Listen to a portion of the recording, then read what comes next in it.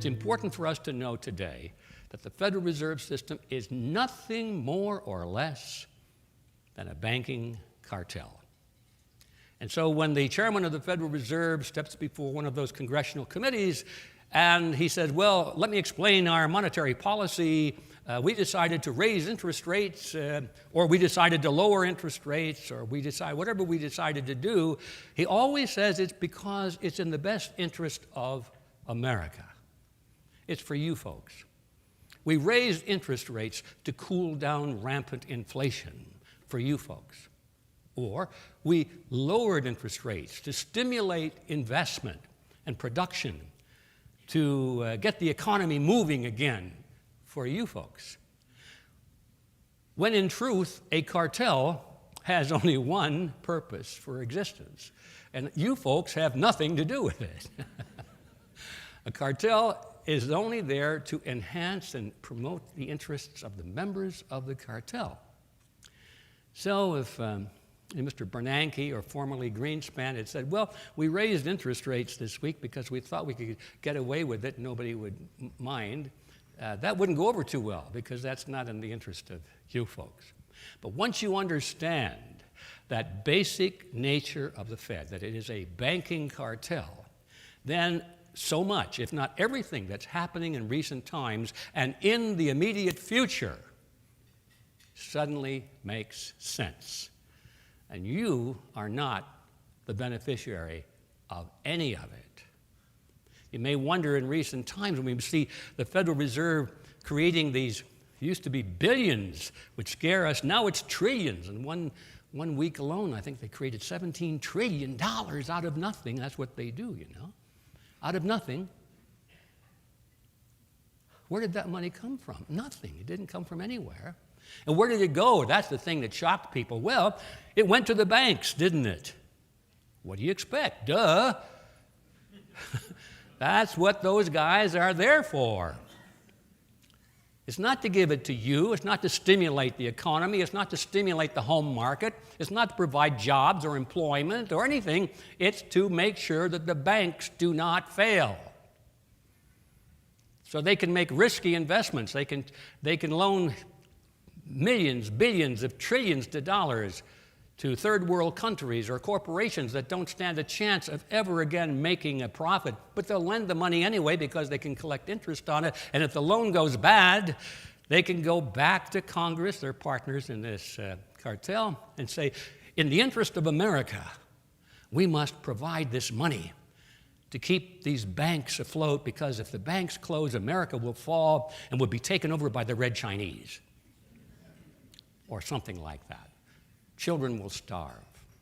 Unemployment will be worse. It's always to help you folks that all of this money is created out of nothing, and you've noticed it either goes directly to the banks to make their balance sheet better, to wipe off those losses, or it goes to the companies and countries that owe money to the banks so that they can continue making their payments to the banks.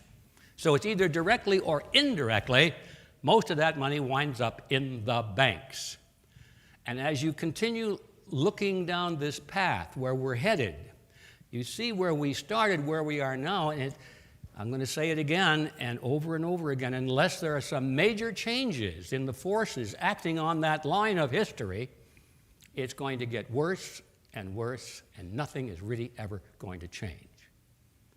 But the starting point is to understand the true nature of this creature from Jekyll Island. I should take just a moment to talk about how money is created. I said it's created out of nothing, and it's certainly true, but there's a very intricate and compelling bit of accounting that goes with it.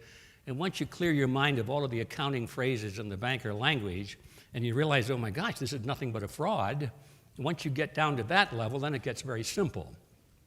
And that's really all it is. They create money out of nothing, and then they loan it to you and to me and to corporations and other countries and so forth. And then they collect interest on it. Now just think about that. Collecting interest on nothing. Not too shabby. Why didn't I think of that, you know? Well, if we tried that, we'd go to prison, wouldn't we? Because we didn't write the Federal Reserve Act. We weren't there on Jekyll Island. All they did was take their cartel agreement and then got this big eraser and erased the heading which said cartel agreement, and they wrote in Federal Reserve Act.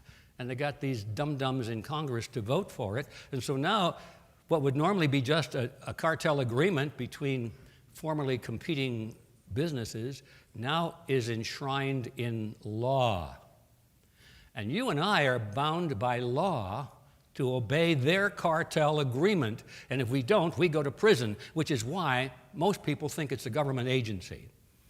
Because they think, well, only government can put you in prison, right? That's true. But when the government has been suckered into the deal and becomes a partner with the cartel, which is increasingly what you see at all levels of the economy today, not just banking. You saw a little funny thing on the video here as we came in. They talked about government motors and so forth. I mean, it's creeping into all aspects of the economy, insurance, healthcare, everything.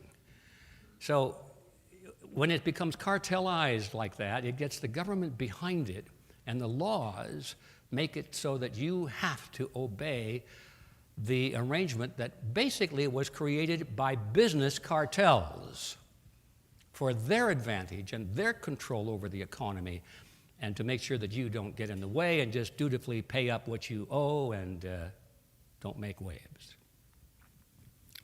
So that's the Mandrake mechanism. They do create huge amounts of money at will, and as this new money floods into the economy, it creates this thing called inflation, because there's more and more money growing at a rate faster than goods and services are growing. As long as they're in balance, the prices remain the same. But when you give human beings the power, the authority to create money out of nothing, you know what they're going to do? They're going to create money out of nothing. And lots of it. Huge amounts of it. They always have. This is not new in the United States. This is a historical phenomenon. And every time a nation has tried this, it has destroyed itself because of this power to create money out of nothing. It has debauched its currency. All the great empires have been destroyed because of that. And we are on the same path. I'm going to say it again. If there's not something to change the forces acting on this line of history, this is where we're headed. Total destruction of the economy. There's no other place. That's where we're going. That's where we're headed. And that's where we're going to end up if we don't make some serious changes. Inflation, of course, is nothing but a hidden tax. Where does this money come from? You say, well, it didn't come from the taxpayer. They didn't charge us taxes, did they? But they flooded the money into the economy, and now the price of bread goes up, the price of college education goes up, the price of everything we need goes up, up, up, up. It's not that the prices are going up, it's that the value of the dollar is going down, down, down. That's what's really happening. And so they're getting it from us anyway, but not through this tax formula. They get it through this inflation formula. So inflation is a hidden tax, and that's the name of the game. It's a tax that most people don't recognize as a tax, and therefore they sit still and tolerate it. If the American people had to pay through taxes what they have already paid through a loss of purchasing power, which since the Federal Reserve came into being in 1913 now represents about 97% of the purchasing power of the American dollar, has been paid to the government and to the banks, their partners, in this hidden tax called inflation. If the American people were required to do that as a direct tax, there would have been a revolution long ago. But people don't realize that they're paying it as a tax. And it's a slow process. Okay, I've got to keep moving. So what did we get? Let's wrap up this thing about the Fed. As I say, it's a lot of interesting history, but here's what we got. We got a corporation. It was chartered by Congress and was given the exclusive franchise to create the nation's money supply. What a coup that was. Private banks were given the power to create the nation's money supply. And the power of government backed it up. So we got a banking cartel that was a partner with the federal government to enforce the cartel agreement and create the illusion of it being a government agency. We got a mechanism whereby Congress can raise unlimited taxes through this process called inflation, and without the public even being aware, in most cases, that they're paying this tax. We got a law that allows the banks to collect interest on nothing. And we created, through the Federal Reserve Act, a golden parachute, which enables the fraudulent banks to pass on their inevitable losses to the taxpayer in the name of rescuing the economy. Has the system passed on its losses to the taxpayers? Of course. Started way, way, way back. Became serious back in 1970 when they bailed out Penn Central Railroad so they could continue making payments to the banks. They bailed out Lockheed Corporation in 1970 so they could continue making interest payments to the banks. They bailed out Commonwealth Bank itself in Detroit in 1972. New York City was bailed out in 1975. First Pennsylvania Bank in 1980, Continental Illinois in 1982. And of course, the banks in the third world are, even including Russia and China, are beneficiaries of this bailout cash flow. And of course, by the time we hit 2008 and 2009, the locomotive was in full runaway mode, heading down a steep grade. And since that time, they dropped all pretense at being conservative in this matter, and we saw $700 billion created in one day and $13 trillion in 4 months. There's nothing like this that's ever happened before in history. You don't have to be a rocket scientist, ladies and gentlemen, to figure out where this is headed.